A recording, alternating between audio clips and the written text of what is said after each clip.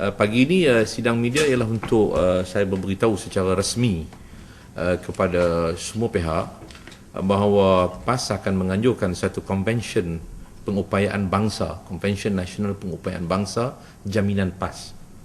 Pada 19 Februari hari Sabtu yang akan datang, bertempat di auditorium Majlis Bandaraya Shah Alam di Shah Alam dari jam 8.30 pagi hingga jam 5 petang. Program ini akan membincangkan persoalan-persoalan yang berkaitan dengan masalah Melayu dan Bumi Putera. Isu ini berbangkit ialah untuk menjawab segala persoalan-persoalan yang cuba dikelirukan ke dalam pemikiran masyarakat Melayu dan Bumi Putera di negara Malaysia ini oleh pemimpin-pemimpin UMNO dan Barisan Nasional yang cuba untuk membentuk satu sikap masyarakat dan rakyat mengatakan bahawa yang meminggirkan Melayu ialah Pakatan Rakyat. Dan inilah yang diwawarkan oleh pemimpin UMNO sejak selepas daripada pilihan raya umum tahun 2008 yang lalu, dengan menimbulkan perkara-perkara yang bersifat sentimen perkauman. Kononnya Melayu terancam, Melayu terpinggir dan sebagainya. Jadi convention ini adalah satu convention untuk nak menjawab dan memperjelaskan dan memberikan keyakinan kepada masyarakat, khususnya di kalangan orang Melayu dan Bumi Putera di seluruh negara kita ini, bahawa PAS bersama dengan Pakatan Rakyat akan terus mempertahankan apa-apa perkara yang berkaitan dengan Melayu dan Bumi Putera yang terkandung di dalam perlembagaan persekutuan kita. Jadi sebarang yang berkaitan dengan kedudukan istimewa Melayu dan Bumi Putera itu akan menjadi agenda di bawah Pakatan Rakyat yang PAS memberikan satu jaminan bahawa inilah juga merupakan jaminan yang telah pun dipersetujui bersama oleh Pakatan Rakyat. Jadi oleh sebab itu kita akan mengadakan satu convention ini untuk memperkatakan perkara-perkara seperti ini supaya masyarakat secara lebih jelas tahu tentang kedudukan sebenarnya yang berkaitan dengan Melayu dan juga Bumi Putera. Juga kita nak memberitahu kepada masyarakat Melayu dan Bumi Putera bahawa dalam tempoh panjang 53 tahun kita merdeka ini, bahawa soal-soal yang berkaitan dengan Melayu ini, sama ada kalau kita nak panggil ianya terpinggir ataupun terancam, dia adalah diakibatkan oleh kelemahan political will daripada pemerintah sendiri. Maknanya tak ada political will daripada pemerintah untuk mempertahankan agenda Bumi Putera, sehingga menyebabkan agenda Bumi Putera sehingga sekarang ini kita lihat bahawa berkeceramukan, tidak menentu ataupun tidak ada satu haluan, tidak ada penyelarasan yang lebih jelas.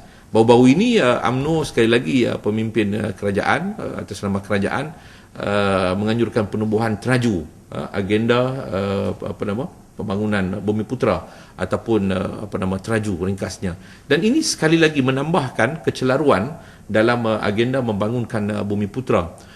Dengan kita sudah ada PNB, kita sudah ada MARA, kita ada Bank Rakyat, kita ada Equinas, kita ada PNS, ini semua, dan kita ada UDA antara agensi kerajaan yang nak menempatkan Melayu dan Bumi Putera dalam bandar umpamanya. Sekarang maknanya kita melihat bahawa semua agensi-agensi ini tidak lagi berada dalam satu kementerian.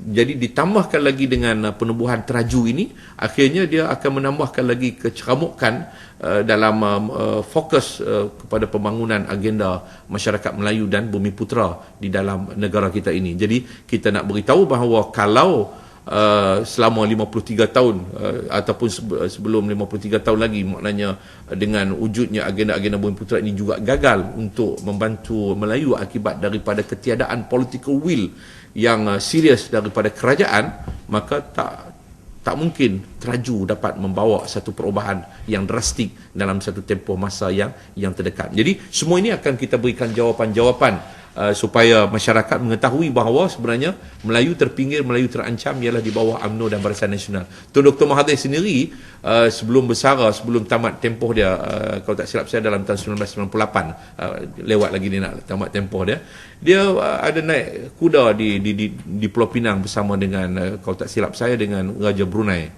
Sultan Brunei.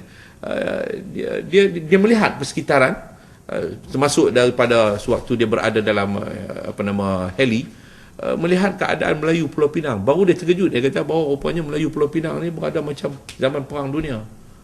Jadi Melayu tertinggal, maknanya nak menggambarkan bahawa UMNO gagal untuk membangunkan masyarakat Melayu secara keseluruhannya dan juga masyarakat Bumiputera. Jadi oleh sebab itu majlis ini akan bermula pada jam 9 pagi dengan perasmian oleh Yang Amat Berhormat Datuk Bentara Setia Tuan Guru Nik Abdul Aziz Nikman. Kemudian ada satu slot khas daripada Yang Amat Berhormat Encik Lim Guan Eng, iaitu yang akan membicarakan berkaitan dengan Melayu Pulau Pinang dalam era Pakatan Rakyat. Sepatutnya Lim Guan Eng, Yang Amat Lim Guan Eng ini akan menjadi panel kepada diskusi kertas yang akan dibentang oleh Presiden PAS. Tetapi oleh kerana pada waktu itu dia mempunyai satu program yang besar di Pulau Pinang, jadi dia minta satu slot khas yang kita berikan kepada beliau di sebelah pagi selepas daripada ucapan perasmian. Kemudian satu kertas kerja akan dibentang, iaitu yang berkaitan dengan 53 tahun merdeka, kedudukan istimewa Melayu Bumiputera terhakis, oleh Profesor Datuk Abu Bakar Hamid, bekas pensyarah Universiti Melaya dan juga bekas pengurusi bernama.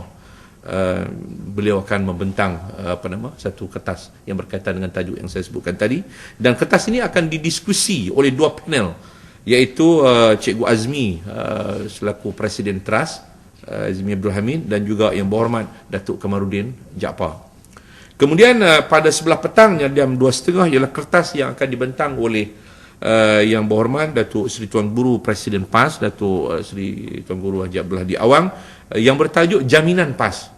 Jaminan PAS. Dan kertas ini akan didiskusi oleh dua orang, iaitu Yang Berhormat Saudara Saifuddin Nasution daripada Keadilan, dan juga Yang Bahagia Wong Chin Huat, seorang penganalisis politik dalam negara kita. Dan kemudian jam 5 petang akan dibuat satu deklarasi kepada convention tersebut. Jadi saya harap bahawa dengan pengumuman ini pihak media boleh membuat liputan sepanjang hari.